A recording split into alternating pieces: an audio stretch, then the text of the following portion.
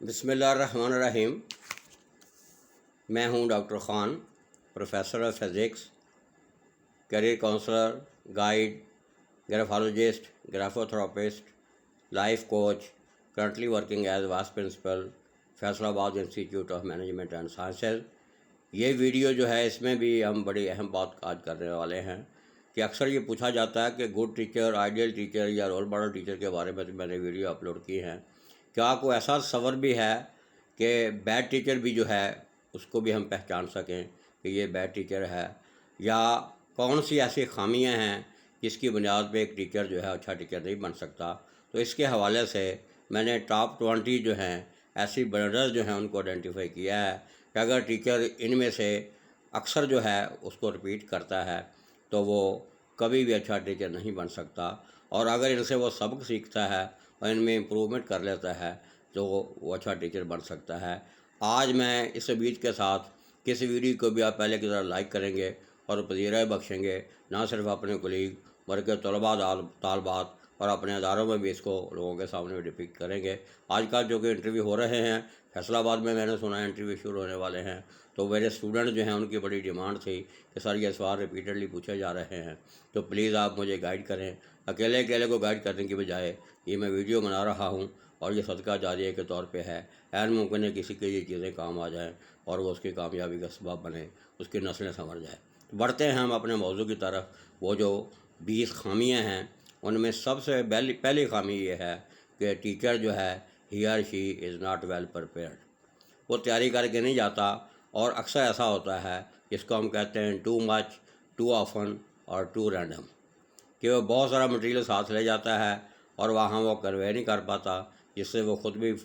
پریشانی کا شکار ہوتا ہے، بچوں کو بھی پریشان کرتا ہے، اور وہ کبھی بھی اچھا ٹیچر نہیں بن سکتا۔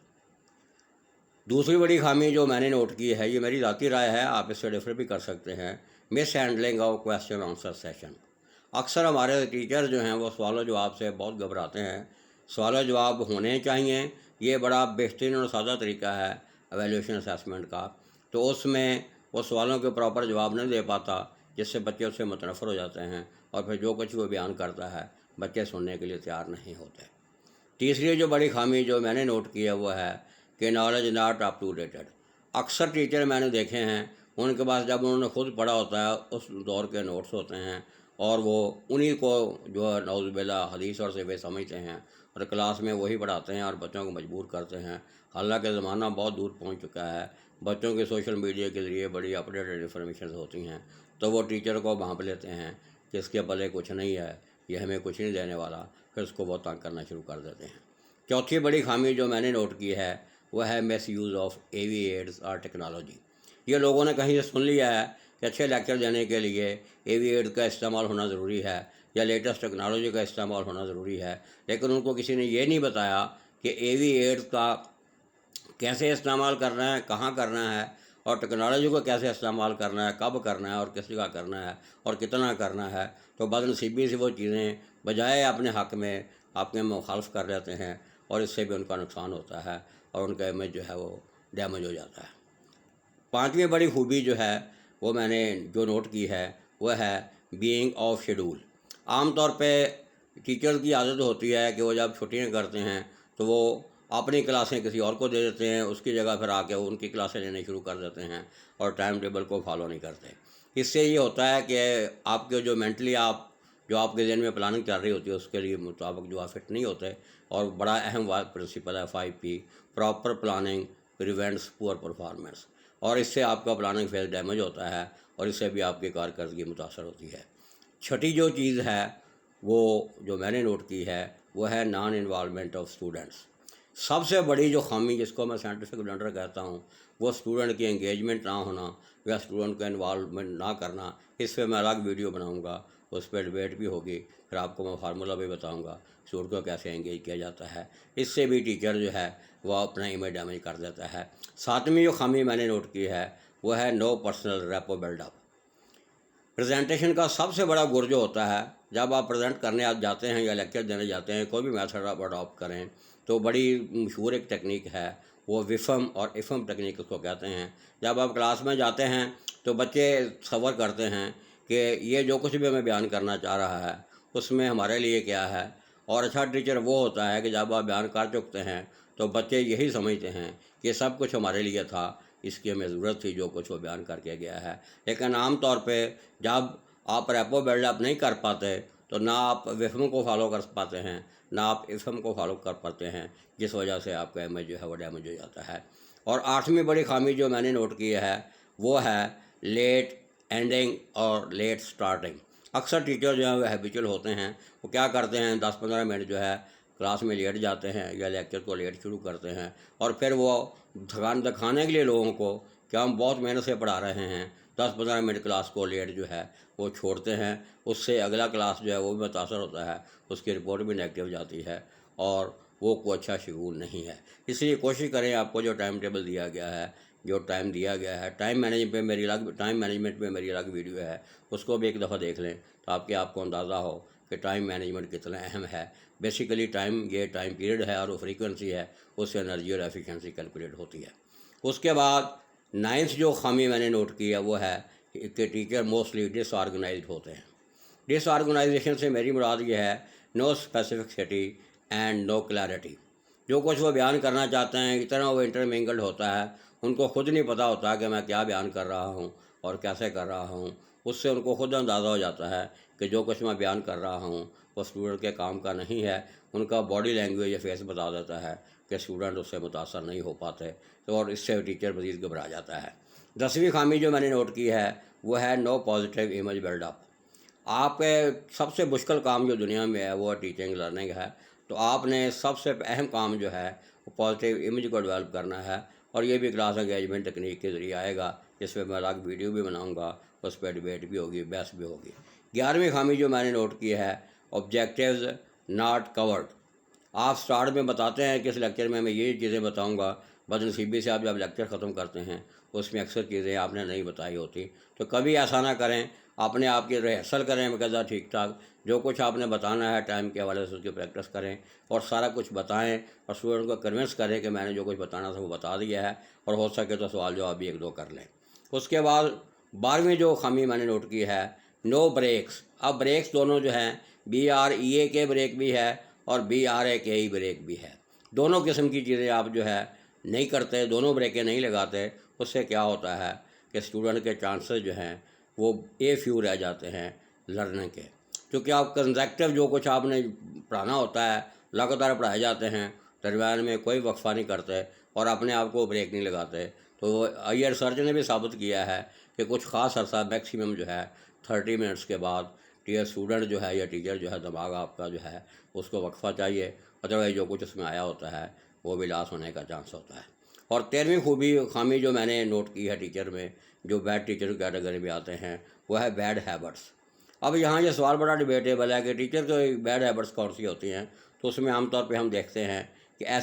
ایسی ساری چیزیں جس پہ لو لیول لرننگ ہو، یعنی ٹو کوئک ڈیلیوری اور ٹو سلو ڈیلیوری، کہ وہ یا تو جو بیان کرے اتنی تیزی سے کر جائے کہ ان کو سمجھ ہی نہ آئے، یا اتنے آرام سے کرے کہ جو سمجھنے والے ہیں وہ بور ہو جائیں۔ یہ بھی بہت بڑی خامی نوٹ کی گئی ہے۔ اس کے بعد 14ویں جو ہے خامی وہ ہے no environmental check up. Environmental check up سے مراد یہ ہے کہ آپ اپنے کلاس روم کی جو انٹرنل ارینجمنٹ ہے اس کے مطابق جو ہے اپنا لیکچر یا اس کو ارینج نہیں کرتے، ڈلیور نہیں کر پاتے، اور کلاس میں جو 3 قسم کے بچے ہوتے ہیں ان کو آئیڈینٹیفائی نہیں کر پاتے کہاں بیٹھے ہیں، اور آپ کی باڈی لینگویج جو ہے وہ بھی اس کو کور نہیں کر پاتی۔ اور 15ویں خامی جو نوٹ کی گئی ہے وہ ہے نو ٹیچنگ سٹائل، نو ٹیچنگ اسٹریٹجی۔ اس پہ میں الگ جو ہے ایک ویڈیو بناؤں گا۔ یہ کمیشن میں سوال پوچھا جا رہا ہے کہ ٹیچنگ سٹائل کتنی قسم کے ہوتے ہیں، آپ کا ٹیچنگ سٹائل کون سا ہے اور کیوں، اس پہ الگ میں ویڈیو بناؤں گا۔ اور اس کو لوگ بڑا معمولی سمجھتے ہیں، لیکن خاص طور پہ ایک ٹیچنگ سٹائل ایسا ہے جس کا میں ذکر کروں گا اس ویڈیو میں، جس کو بچے بہت پسند کرتے ہیں، اس کی آؤٹ پٹ بہت بہتر ہے، جس کو ہم ہائبرڈ یا مکس سٹائل کہتے ہیں، اس کی میں وضاحت کروں گا۔ 16ویں جو ہے خامی جو نوٹ کی گئی ہے وہ ہے کہ نو ایڈمیٹنس آف مسٹیکس یا non following of code of conduct and code of ethics. غلطی کر کے اس پہ پھر وہ بجائے اس کو ایڈمٹ کرنے کے اسٹوڈنٹ کو ٹیچر ڈانٹنا شروع کر دیتے ہیں، یہ بھی کوئی اچھی عادت نہیں ہے۔ اس کی آگے میں بات کروں گا غلطی کر کے اس کا کیا ازالہ کیسے کرنا چاہیے۔ 17ویں خامی جو نوٹ کی گئی ہے وہ ہے رف لینگویج آپ کی، کہ رف لینگویج سے یہاں مراد ہے کہ وہ نان سپورٹنگ، کہ آپ ہمیشہ ہائپر ہو جاتے ہیں، سوال کا جواب آپ کو نہیں آتا، اس کی بجائے بچوں کو ڈانٹنا شروع کر دیتے ہیں، اور پلاننگ پراپر نہیں ہوتی، جس کی وجہ سے آپ اسٹوڈنٹ میں کنوینس یا ان کو کوپ نہیں کر پاتے۔ اور 18ویں خامی ہے کہ نوئنگ یو آل جو ہے پریکٹس،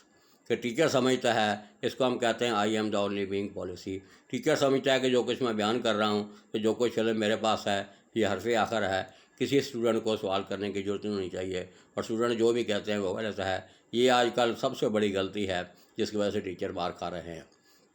19ویں خامی جو میں نے نوٹ کی ہے وہ ہے پور یا مس میچڈ باڈی لینگویج۔ پور یا مس میچ باڈی لینگویج سے مراد یہ ہے کہ جہاں آپ نے گیسچر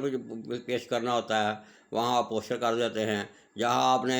آئی کنٹیکٹ کرنا ہوتا ہے وہاں آئی جو ہیں وہ نیچے کر لیتے ہیں، جہاں ہمارے ڈائلاگ ڈلیوری کرنی ہوتی ہے وہاں آپ خاموش ہو جاتے ہیں، ایٹسٹرا۔ تو اس سے بھی مس میچنگ سے پرابلم کریٹ ہوتے ہیں۔ اور 20ویں اور آخری خامی جو میں نے نوٹ کی ہے وہ ہے being unfamiliar with the current trends teaching methodologies and strategies,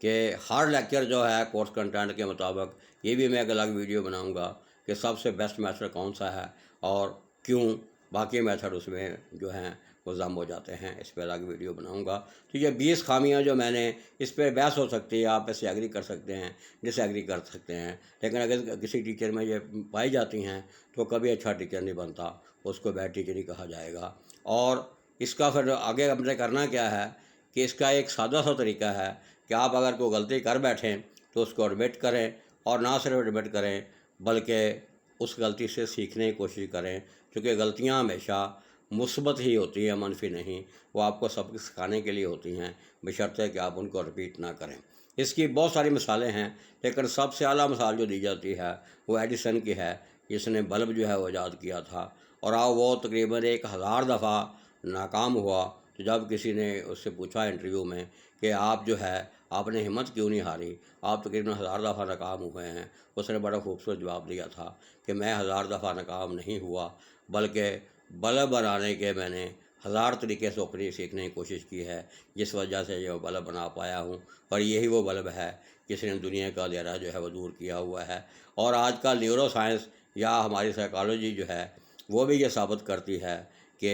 یہ جو غلطی ہوتی ہے یہ آپ کے لیے فیڈ بیک کے طور پہ کام کرتی ہے، یا وارننگ سگنل کے طور پہ کام کرتی ہے۔ جب آپ کو غلط کام کرتے ہیں تو آپ کا دماغ جو ہے وہ ایکٹیویٹ ہو جاتا ہے، موٹیویٹ ہو جاتا ہے، اور جب آپ اس سے بچنے کی کوشش کرتے ہیں تو اس کی ایفیشینسی یا پرفارمنس جو ہے ڈبل ہو جاتی ہے۔ مجھے امید ہے میں نے یہ کچھ باتیں کی ہیں وہ آپ کے سمجھ میں آ جائیں گی، اور آپ ان سے بچیں گے بھی، تاکہ بیڈ ٹیچر کی کیٹیگری میں نہ جا سکیں اور گڈ ٹیچر کی کیٹیگری میں آئیں، تاکہ آپ کامیاب و کامران ہوں اور طلباء طالبات کا بھی فائدہ ہو۔ اللہ آپ کا حامی و ناصر ہو۔ Thank you very much.